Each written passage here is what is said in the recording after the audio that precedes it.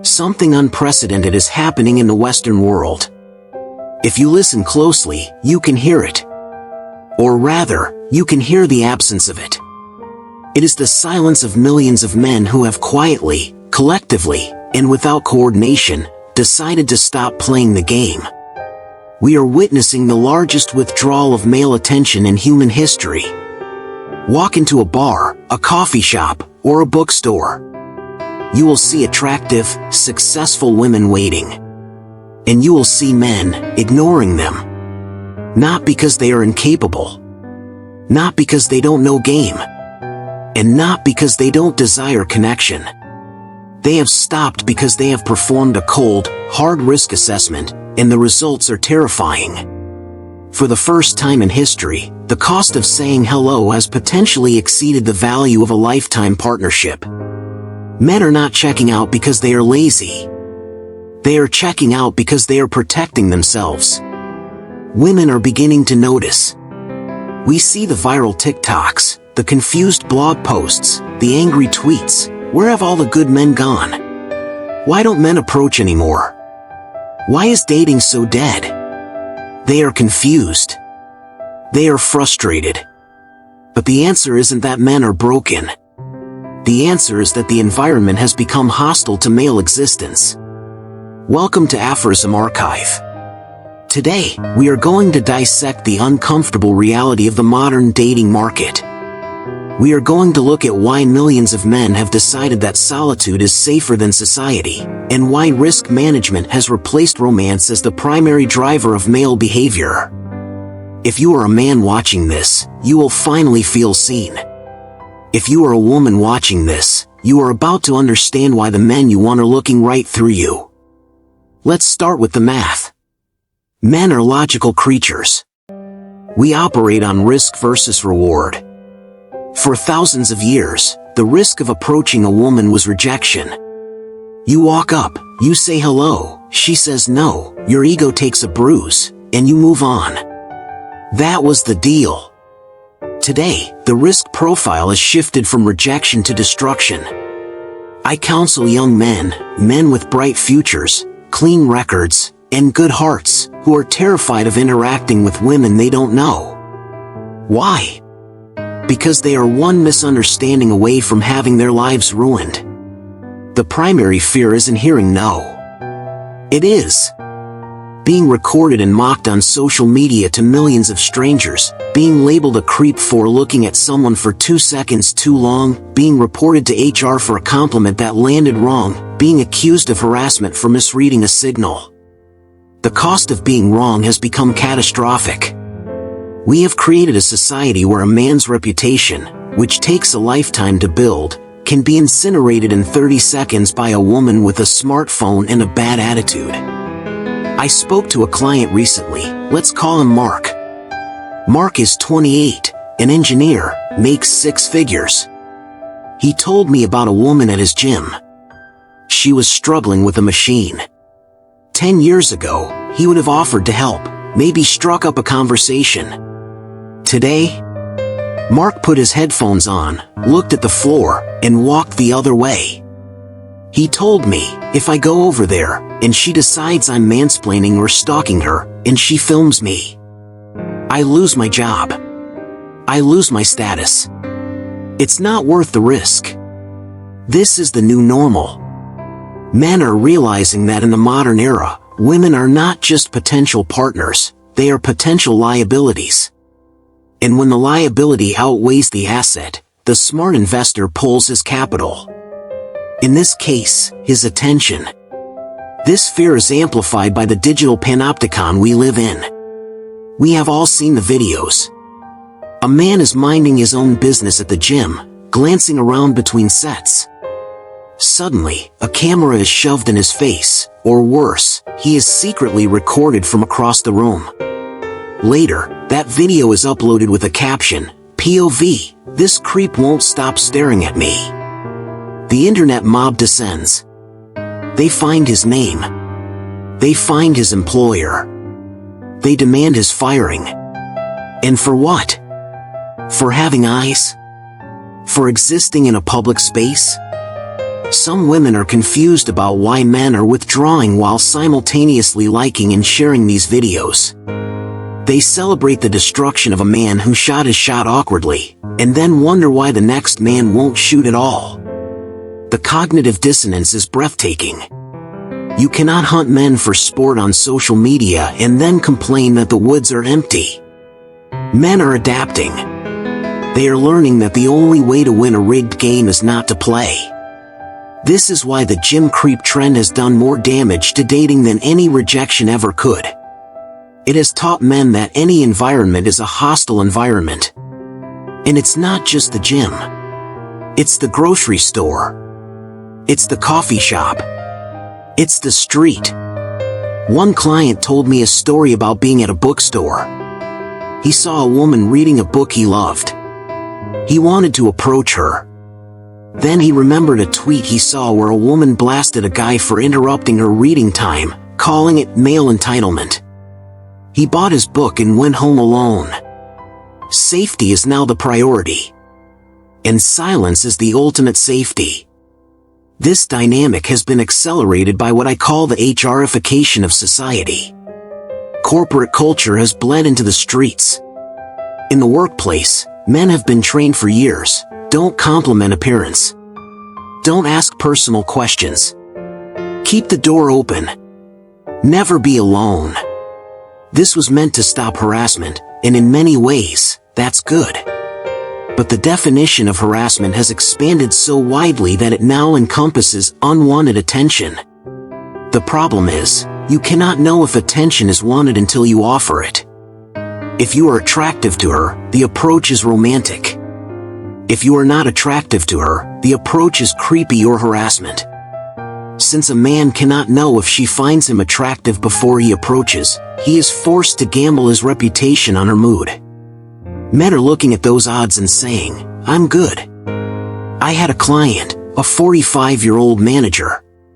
He complimented a female colleague's new haircut. "That looks nice on you," he said. Simple.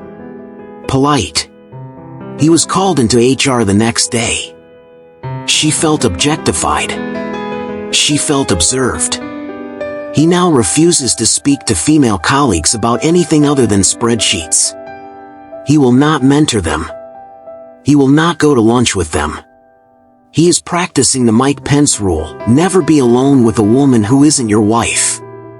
People mocked Mike Pence for that rule. They called him archaic. They called him paranoid. But look around. The men who followed that rule are the ones who still have their careers. The men who didn't are the ones navigating lawsuits. Who is laughing now? Men are in task mode. When you see a man at Home Depot, or the auto parts store, or the grocery store, he is on a mission. He is not there to meet a rom-com protagonist. He is there to get his lumber and get out before he gets accused of something. Some women have started going to these male spaces, hardware stores, golf ranges, hoping to meet men. They are finding that men are treating them like ghosts. Why? Because men know that engaging is a trap. If I help you with your oil change, and you decide later I was mansplaining, I'm the villain. The safest option is zero interaction. Let's talk about the impossible hypocrisy of modern relationship standards. We live in an era where boundaries are celebrated, but only for one gender. When a woman sets a boundary, it is empowerment. She can require a man to be 6 foot tall. She can require him to earn $100K. She can demand he cuts off his female friends. She can demand access to his phone. This is called knowing your worth. But when a man sets a boundary, it is insecurity or control. If a man says, "I'm not comfortable with you posting bikini photos for thousands of strangers," he is labeled controlling and insecure. If a man says, "I prefer a partner with a low sexual body count," he is labeled a misogynist. If a man says, "I don't want to date a woman with an OnlyFans," he is labeled threatened by female sexuality. His preferences are hate speech. Her preferences are standards. The hypocrisy is so blatant it is almost impressive.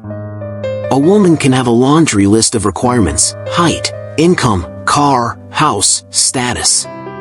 But if a man has one preference regarding her behavior or past, he is toxic. Men are tired of the gaslighting. They are tired of being told that their natural desire for a modest, loyal, cooperative partner is wrong, while her desire for a rich, tall, submissive yet dominant partner is right. This extends to the strong independent woman paradox. Men are told women want a leader, someone to take charge. But the moment he actually leads, toxic masculinity. They want a man who takes charge, but only exactly when, how, and where they dictate. They want the benefits of traditional male protection and provision, with none of the expectations of traditional female cooperation. It is a contract where the man pays all the costs and the woman reaps all the benefits. And men are simply refusing to sign the contract. We have to address the elephant in the room, the legal system. Men are not stupid. They watch their fathers, their uncles, and their friends go through the meat grinder of family court. They see the divorce statistics.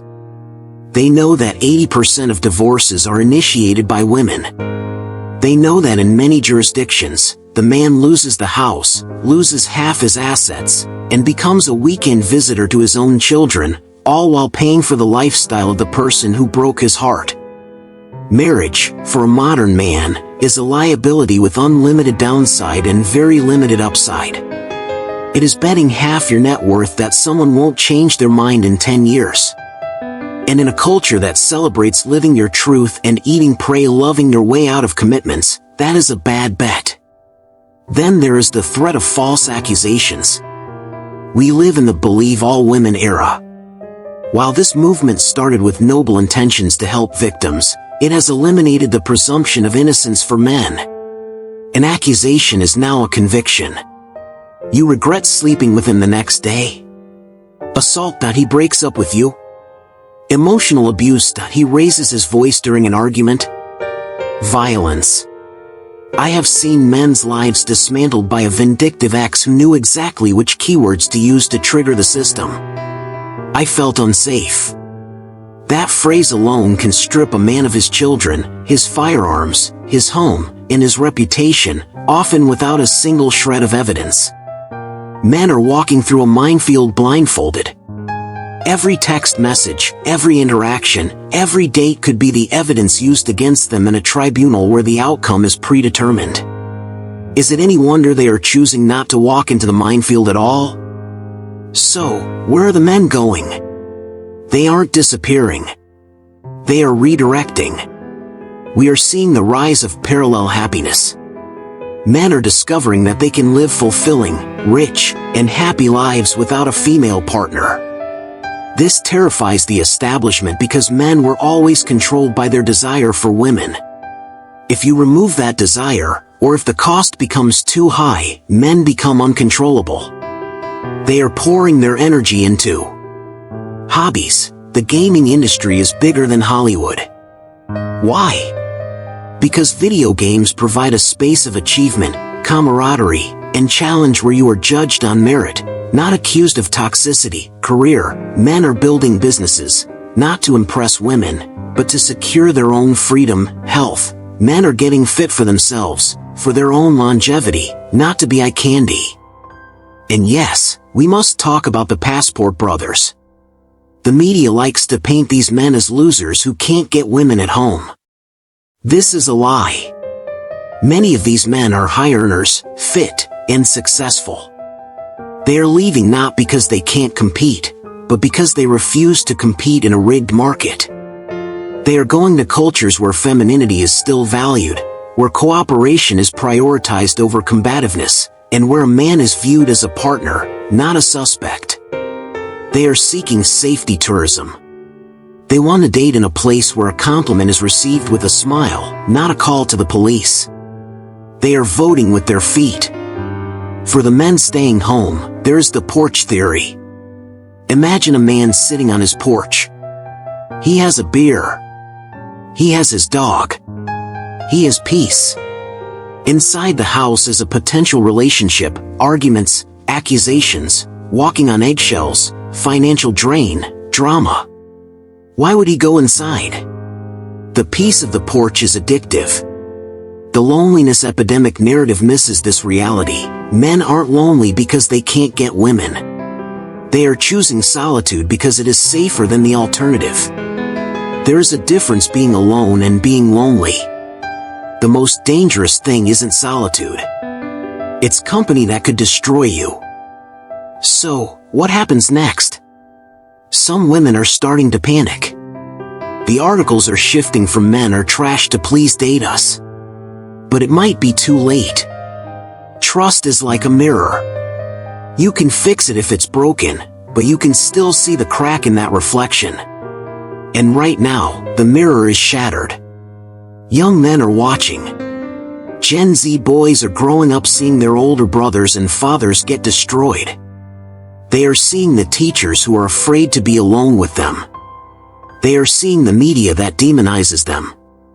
They are internalizing a lesson: women are dangerous. This isn't a phase. This is a cultural adaptation. We are moving toward parallel societies. Men and women living separately, overlapping only when necessary for commerce, but retreating to their own corners for safety. The good men are not hiding. They are right there. They are at the gym.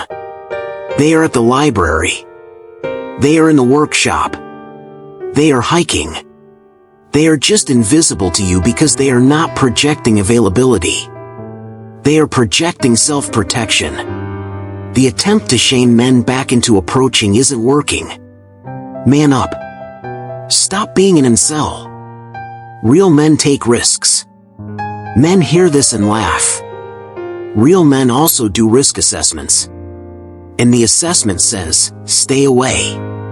Shaming tactics only confirm that the person shaming you doesn't care about your safety. If you are a man watching this, and you have decided to step back, know this: you are not crazy. Your reaction to this environment is rational. You are not weak for refusing to play Russian roulette just because society wants you to. Your peace matters. Your safety matters. Your freedom matters. If staying single protects your assets, stay single. If avoiding modern dating preserves your sanity, avoid it. If choosing solitude brings you peace, choose it unapologetically. To the women genuinely asking why this is happening, it is not about you individually. It is about the ecosystem. Men cannot tell the difference between a safe woman and a dangerous one until it is too late. The dangerous ones don't wear warning signs. So, men treat everyone as a potential threat. If you want men to return, the culture of destruction must end. The presumption of innocence must return. The appreciation for male presence must be genuine. But until that happens, do not expect men to volunteer for their own destruction. Men are not going on strike. They are going on a journey towards self-preservation. And for the first time in history, they are realizing they can walk that path alone, and be perfectly fine.